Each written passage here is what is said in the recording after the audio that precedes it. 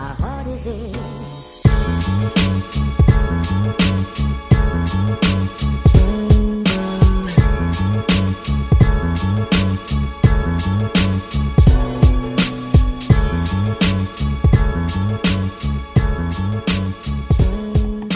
Alright, what's going on YouTube? Let's talk Andy Lee, Peter Quillin. Great fight coming up this weekend. It's going to be on the other card of the Danny Garcia-Lamont Peterson fight. It's a tough fight to call. You know, this is why I'm doing the video so late. It's really tough to call. Okay, I've been watching both of the fighters for a little while now. You know, Andy Lee is a southpaw, rangy fighter that has long arms. You know, he has big power in his lead hand. I want to say that he has a strong right hook. He's a fighter that, you know, that's the thing about these fighters. And I think it's so close because stylistically, neither one of them are really aggressive. You know, Peter Quillin's like a stalker.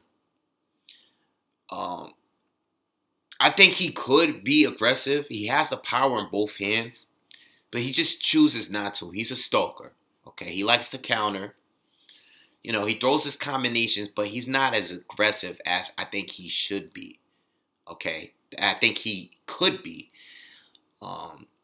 You know, I just, you know, both of these guys, it's definitely going to be a technical fight. All right, it's not going to be an action-packed fight, in my opinion. Okay, because Andy Lee is tricky. He gets hurt. He's a little bit chinny, but that's when he's most dangerous. Okay, you seen a Matt Corrible fight. I thought Matt Corrible was barely winning the fight. I thought it was a close fight, competitive, but I thought Corrible was winning. Corrible do have solid power. You know, I mean, he's a good boxer, well-decorated amateur. I thought it was a close fight, but I had Korobov winning the fight. And Korobov seemed to hit him with a good shot that it seemed or appeared that it might have hurt Andy Lee a little bit. And Andy Lee tags him with a right hook out of nowhere. All right, and he hurts Korobov and was able to get him out of there. And then you had the fight with, what's the kid, young dude. Jack Johnson, I think. Jack Johnson, I think his name is. He had Andy Lee hurt, all right, early in the fight. Later in the fight, he had Andy Lee hurt again. And Andy Lee was, you know, I don't know if he's really hurt or he's creating this illusion to get you inside. And then he throws this right hook, puts you to sleep, put this kid to sleep. The guy was knocked out cold, like Pacquiao against Marquez Ford. He was knocked out cold. You know, Andy Lee is a tricky fighter, you know. I mean, if you look at his losses, he lost to Julio Cesar Chavez, which is a legit loss. Like, you know, because Chavez is a tank. He's a big puncher. And I feel like if you smother Andy Lee, you know, and you could get him out of there. You know, I mean, like I said, he's a little bit chinny.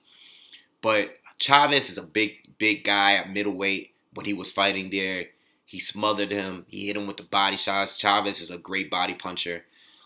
Andy Lee moves well, but he's not like on Sergio Martinez level where, you know, Martinez was just outboxing him on the outside the entire time. Chavez Jr. was all over him, had him against the ropes, finished him off. He lost to Brian Vera years ago, but he avenged that loss. So there's no point even talking about that fight. But as far as Peter Quillin, like I said, he's a stalker, orthodox fighter, big power in both hands. You know, he likes to throw combinations. Got a good left hook. Got a strong straight right. Not much of an inside fighter is neither. Like, both of these guys are going to keep it on the outside. I would say Andy Lee is a little bit quicker on his feet. Peter Quillin, for the most part, he's kind of flat-footed. You know, he doesn't do too much with his legs. You know, he's like a stalker. You know, he's always right there. He won't be too close, but he won't be too far neither. Okay, he moves kind of slow, but he's always in your face. You know, as far as his fights, I seen him fight only one southpaw, and that was Fernando Guerrero, a guy that seems to always be getting knocked around. All right. Guerrero's a southpaw. I mean, he's a good, slick southpaw. I don't think he's better than Andy Lee, though. I really think both of these guys are, like, I think Andy Lee might be Peter Quillin's best opponent, you know, because Indom is a good boxer, but the thing with Indom, he's very chinny. So was Fernando Guerrero. You know, those guys are very, very chinny. And he knocked down Indom like 6 times, but even Indom came back, was able to come back in that fight towards the end. And the fight was very, very competitive the second half of the fight. I think the first half is where all the knockdowns came. And I think Peter Quillin was able to knock him down one time late in that fight. But Indom made a very competitive fight, but he got knocked down way too many times to win. But he won a lot of those second half of the fight rounds in there too. So, you know, that's the only thing. If I had to say Peter Quillin has an issue, I seen Indom come back on him. I seen Gabe Rosado. Gabe Rosado seemed to have the upper hand before the fight was stopped because of the cut. Gabe Rosado, from the 4th or 5th round to when the fight was stopped, I think Gabe Rosado had the upper hand against Peter Quillin. You know, so I don't know if that's Peter Quillin and his stamina issue or not, but, you know, I think the longer the fight goes, it might go into Andy Lee's favor. I think Peter Quillin can hurt Andy Lee, but he will be putting himself in danger if he tries to knock him out or stop the fight, because Andy Lee is going to hit him with a right hook. I've seen Peter Quillin hurt before. Not badly hurt, but, you know, I don't think he's ever been knocked down. I'm not sure professionally, but I've seen him hurt. I've seen him rock with some shots. I've seen him back against the ropes. So I think both fighters are capable of hurting each other.